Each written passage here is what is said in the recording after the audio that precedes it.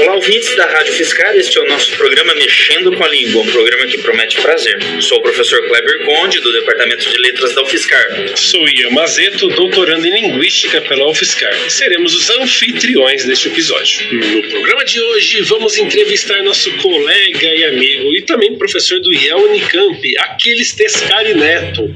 Ele que estuda sintaxe gerativa, mais especificamente a cartografia sintática. Mas antes de sabermos mais o que é tudo isso e sua relação com a linguística, temos que lembrar vocês de uma coisinha. Esta é a primeira parte de 2 programas, que serão 2 entrevistas magníficas feitas com o professor Aquiles. Tudo bem? Então, Conde, solta a vinheta!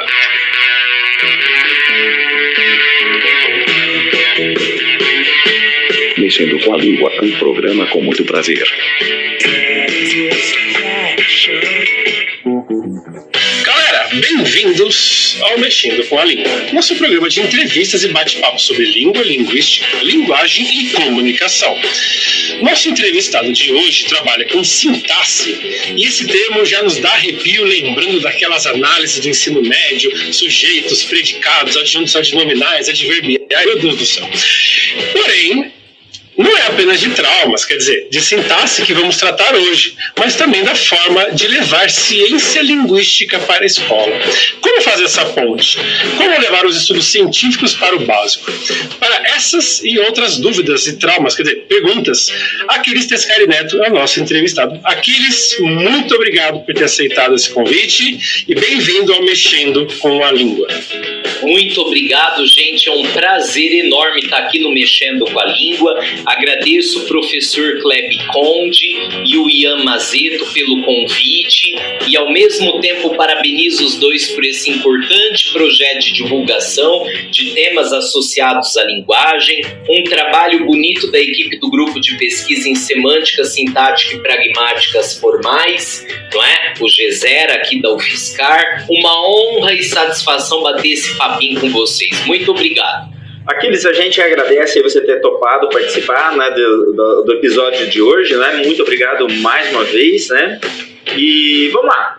Aquiles, primeiramente eu queria parabenizá-lo, né, pelo lançamento do seu livro, Sintaxe Gerativa, uma introdução à cartografia sintática, né?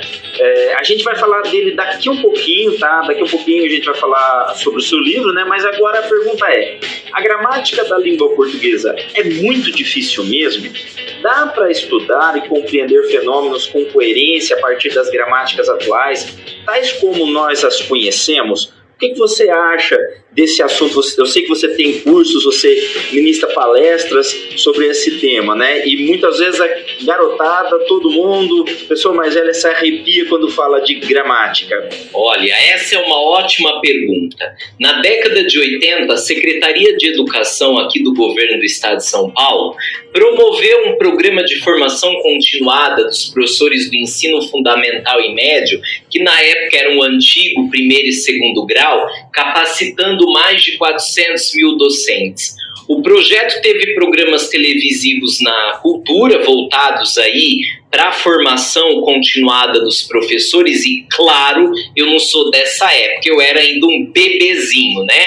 Mas o projeto distribuiu um material em texto escrito, né, para atualização dos professores. Um desses materiais, muito bom, da autoria dos professores Rodolfo Lari e Círio Vocente da Unicamp, intitulado Português e Ensino de Gramática, é um texto de 85, eu tinha só 2 aninhos na época, é o que um italiano poderia chamar a gente de capolavoro, obra-prima, no caso aí, na minha opinião, do ensino de gramática, né?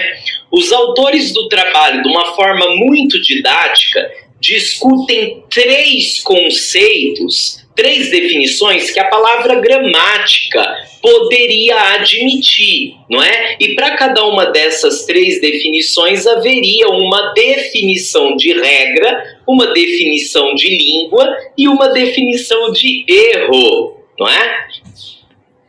Gramática teria a ver com regras. Então, num primeiro conceito bem familiar para todos nós, afinal de contas, todo mundo teve aula de gramática na escola. Gramática é entendida como um conjunto de regras a serem seguidas. E a gente fala aí das tais das gramáticas normativas, que ilustram muito bem o espírito das antigas, abre aspas, ciências morais, fecha aspas, do século XVIII, XIX até, na verdade, o século XVIII e XIX, mais ou menos, né? Que seriam as genitoras, as mães das humanidades. As ciências morais e a gramática normativa é um ótimo exemplo representante nas humanidades, sobretudo nos estudos da linguagem dessa tradição, não estavam lá tão preocupadas em descrever e explicar a complexidade dos fenômenos humanos e sociais. Na verdade, o objetivo das ciências morais, de que hoje as humanidades são descendentes, né, era propor regras ou normas. E eu, na verdade, até cheguei a decorar uma citação de um filósofo da ciência, de quem eu gosto muito, já falecido, né, que eu acho fascinante o livro dele de 1994, Wilton Japiaçu, não é? O interesse das ciências ditas morais na época era submeter as atividades humanas a uma ordenação ao bem do indivíduo, do governo ou da coletividade, né? Ou seja, as ciências ditas morais, não é, cuidavam de discursos normativos, e é justamente a passagem de um discurso normativo a um discurso mais explicativo que marca o nascimento no século XIX das humanidades. E a gramática normativa ilustra muito bem esse espírito antigo das ciências ditas morais, ordenando os fatos linguísticos, claro, né, sob uma ótica prescritiva, né, de fundo moral, né, ao que os gramáticos chamam de bem falar e bem escrever. Ora, as gramáticas tradicionais mantiveram esse conceito de gramática a ponto de, se a gente abrir uma boa gramática tradicional hoje, Bechara, Rocha Lima, Cunha e Sintra, esses caras aí, né, a gente ver esse conceito de gramática, né, como sendo o conceito dado ali por esses estudiosos, né, a maioria deles bons filólogos, né. É claro que eles estão convencidos, os gramáticos tradicionais, né, de que as normas que descrevem, as tais normas gramaticais, só servem como balizadoras, né, digamos assim, da norma comum ou standard, em gêneros muito formais da oralidade, sobretudo da escrita. E essa é apenas uma das tantas possíveis definições de gramática. Para continuar aí no texto do projeto IP, do Hilário e do Pocente, há outras duas, mas a gente poderia multiplicar. E muito rapidamente, uma outra definição de gramática seria, né, associar a gramática a regras que o falante da língua domina. E aí a gente está falando de uma gramática internalizada no sentido do Noam Chomsky. Uma boa referência é o livro do Chomsky de 86, Knowledge of Language, e a gente tem uma tradução em português pela editorial Caminho de Portugal de 1994. Então a criancinha colocada num ambiente em que se faz uso de uma ou mais línguas vai ter aí por volta dos 6, 7, 8 aninhos de idade, tem quem diga 12 aninhos, né? Vai ter adquirido a gramática de uma língua, um conhecimento que é individual, que é todo seu, mas que é só uma das tantas possibilidades de realização de uma gramática mais geral, de que já falava o grande filósofo Roger Bacon, do século XIII, né? que o Chomsky rebatizou de gramática universal. Então, esse conhecimento internalizado nos permite construir ocorrências na nossa língua materna. Então, vamos lá pensar na tia Cida, lá de Mirassol, que ao conjugar o verbo amar no presente, na primeira pessoa do plural, faz coisas assim: nós amamos, nós amamos.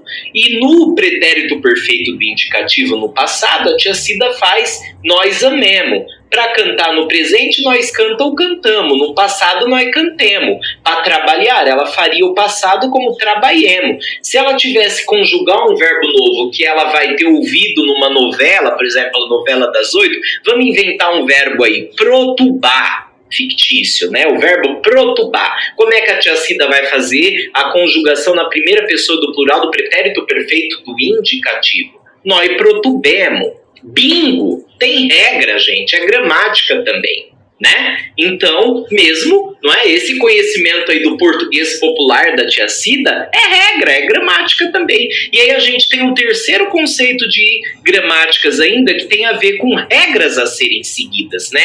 E aí a gente já está no universo da linguística descritiva, não é? Que é o que a gente, linguista, faz o momento todo, né? Descrever o funcionamento das línguas. Ora bem, todo esse rodeio que eu fiz até agora é para poder responder a pergunta de vocês, que eu não me esqueci. Vocês perguntaram se a gramática da língua portuguesa seria muito difícil mesmo, como o senso comum coloca para a gente, né? Bom, em vista desses três conceitos, a resposta não pode ser outra senão não é difícil.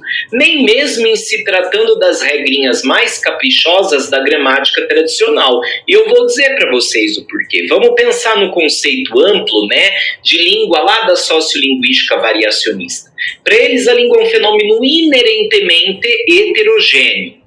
E se a gente comparar a ideia de que língua se define em termos políticos, para ter uma língua precisa ter uma marinha, um exército e uma aeronáutica, a gente entende que num sentido amplo aí de língua, a gente tem as tais das variedades linguísticas, cada uma delas caracterizada por um conjunto de variantes que as configuram individualmente como tal. Então, ao passo ali que a tia Cida faz o passado de amar amemo, o Ian aqui faz amamo, da mesma forma que ele deve provavelmente fazer o presente, nós amamos, né? Ora, se os linguistas podemos, recorrendo ao terceiro conceito de gramática, que é o de descrição, e linguista adora fazer descrição, se a gente então pode comparar a variedade do português da tia Cida com a do Ian, que fala um português provavelmente muito mais próximo do urbano do que o da tia Cida que veio da roça,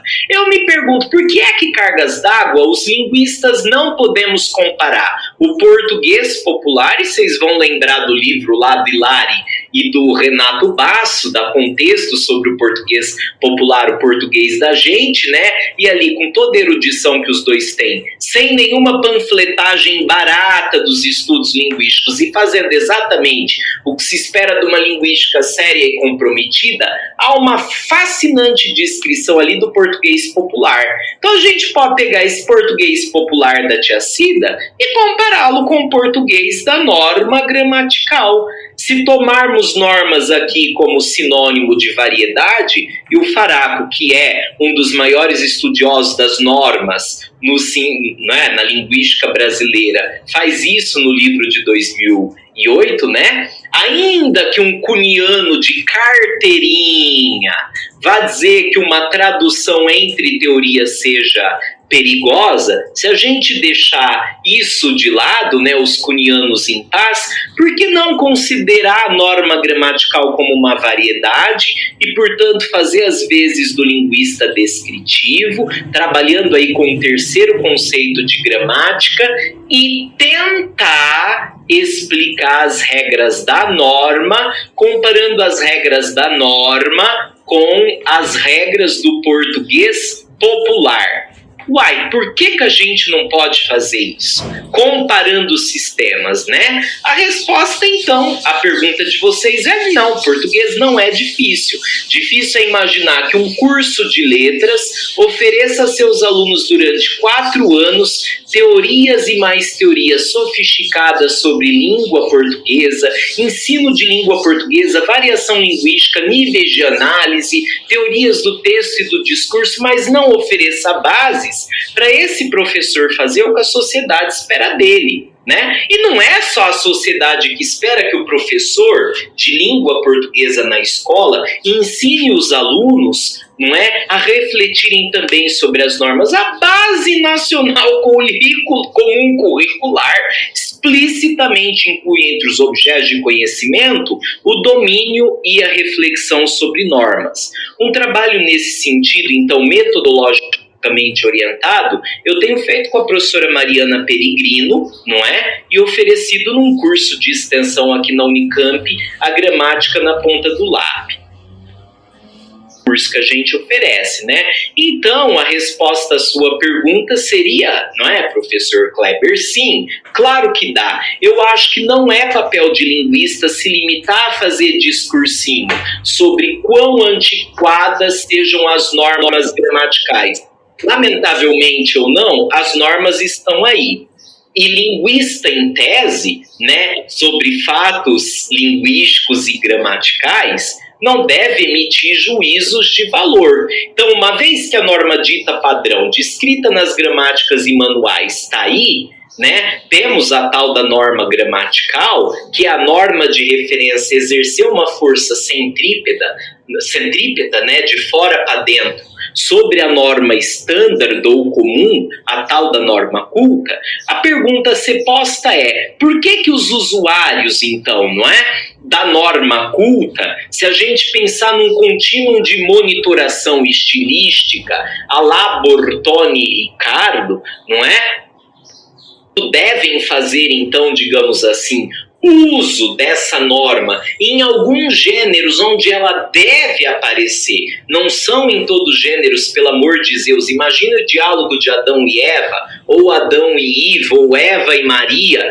em norma gramatical. Seria ridículo, mas a norma é para ser usada em alguns gêneros, e é papel do professor veicular, não é, um domínio dessa norma, e nada melhor do que fazer se não recorrer a uma metodologia que coloque a norma gramatical no mesmo plano que a variedade do português popular, para comparar, entender a regra da norma a partir do português popular. E não adianta ficar nos discursos sobre variação, preconceito linguístico, etc., que em si são muito importantes, mas mega ultrapassados. Espera-se, não é, que o linguista e o professor de português vá adiante, olhar as normas como linguistas olhem, então, sem emitir juízo, mas simplesmente como meros fatos linguísticos. E eu acredito, não é, que tentar fazer isso via linguística comparada, não é, a partir do conhecimento internalizado sobre a gramática popular, seja o melhor jeito para fazer. E isso pode ser feito ao empregar, por exemplo, na escrita, o acento grave indicador de crase. Então, não é, o escritor dos textos, num contexto mais formal, né, caso ele queira fazer uma gracinha e usar a preposição a, se é que ele tem que usar essa preposição a, ele vai se perguntar, vou à igreja, tem ou não tem acento grave indicador de crase? Uai, compara isso com o português popular. Como é que no português popular a gente faria isso? Eu vou na igreja, eu vou para a igreja. Então fica claro que a gente tem aí uma preposição no português popular. A preposição é em na e a preposição para entrar. Já é metade do caminho. No caso do artigo, basta substituir igreja por um termo masculino. Vamos colocar aí, para ser ecumênico, né, a palavra terreiro. Eu vou para o terreiro, eu vou no terreiro. Pronto, ficou visível o artigo masculino. Então, quando utilizamos igreja, vai ter o artigo definido a. Portanto, em vou à igreja, se a gente quiser fazer bonito, em alguns poucos gêneros escritos onde essa preposição a pode aparecer, a gente coloca acento grave de crase. sabe, confidencialmente, não precisa de panfletagem barata, não se vencem preconceitos, não é? A não ser mostrando que o português da gente, tão gostoso de falar no boteco bebendo cerveja, não é? O português bonito, maravilhoso da tia Cida e o português da Norma seguem regras, que são regras possibilitadas pela gramática universal. É assim que a gente empodera indivíduos, através da análise linguística. Então eu diria que português não é difícil.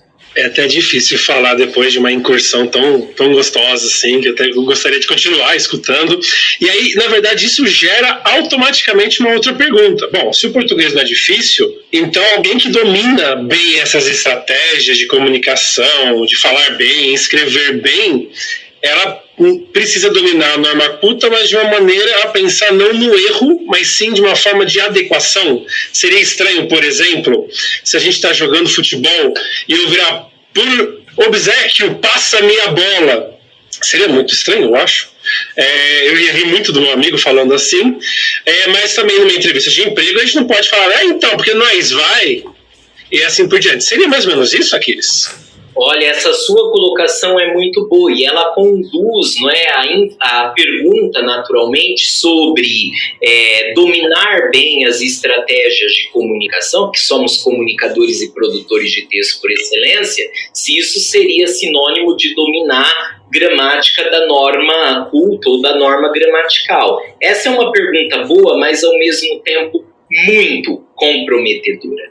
Eu diria que a maioria dos linguistas compromissados e para os quais eu tiro o meu chapéu, responderia sem dúvida nenhuma que sim, eu só substituiria o termo norma culta por norma gramatical aí, pelo fato de norma culta refletir o uso comum, standard, se a gente pensar na terminologia do Faraco, que é, a meu ver, uma das melhores referências sobre normas, né, quando a gente pensa no ensino de língua portuguesa.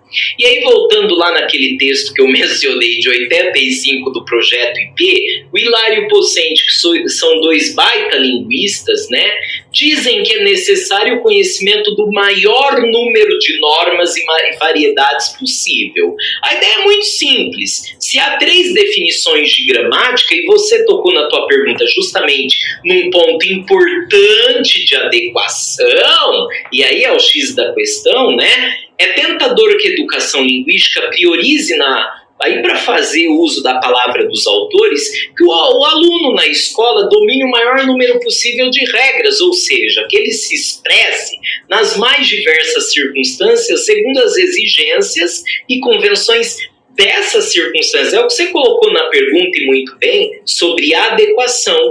Então não é a escola que vai substituir uma variedade por outra. O professor de português é quem tem que criar condições para que o aluno tenha acesso a variedade de maior prestígio. Afinal de contas, como o Hilário Pocente colocam nesse texto que eu mencionei e que recomendo a todos os professores de português estudantes de letras, é um direito elementar da criança ter acesso aos bens culturais da sociedade que a cerca.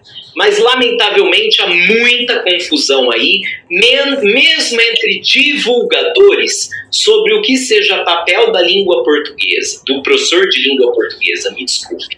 Meu Deus, um estudante de letras e linguística, um professor de português, é quem teve melhor contato com teorias linguísticas na sua formação.